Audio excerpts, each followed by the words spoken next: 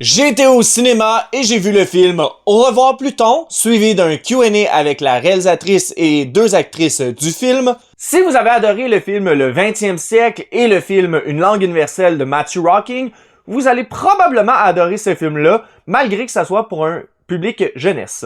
C'est une proposition assez spéciale dans l'univers du cinéma jeunesse parce que c'est des personnes qui jouent des planètes, qui sont dans une troupe de ballet, qui recherche une nouvelle planète. Donc, c'est l'histoire de Pluton, de sa découverte jusqu'à son retrait de planète officielle, mais dans un contexte d'école primaire et de troupe de théâtre, de ballet et de chant. La réalisatrice provient du théâtre principalement, et donc, sa touche est très spéciale justement parce que ça utilise des décors et de la lumière façon théâtre plutôt que façon cinématographique.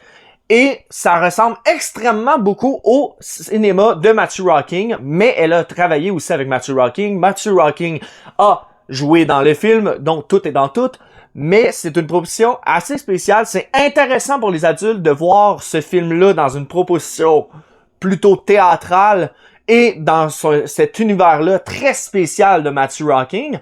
Et pour les jeunes, parce que ça apprend énormément sur la planète Pluton et ça respecte grand même vraiment bien les trucs scientifiques de l'histoire de Pluton. Donc, le moment où elle a été remis en question par rapport à sa taille, si c'est une planète officielle ou pas, la découverte de l'espace par les humains, tout ça est traité via ce film-là, et donc c'est vraiment intéressant pour les enfants d'apprendre un peu plus sur l'espace dans un film jeunesse. Mais principalement, c'est assez spécial dans l'univers du cinéma québécois, mais on s'en vient de plus en plus avec des propositions de ce genre-là au cinéma, à l'univers, soit québécois ou ailleurs. Il y a de plus en plus de films qui utilisent cette forme de narration plutôt que utiliser une forme de narration et de décor dite traditionnelle. Mais c'est intéressant de le voir. Est-ce que c'est un film qu'on va se souvenir longtemps? Je ne crois pas. Est-ce que c'est un film qui va devenir un chef-d'œuvre? Je ne crois pas non plus.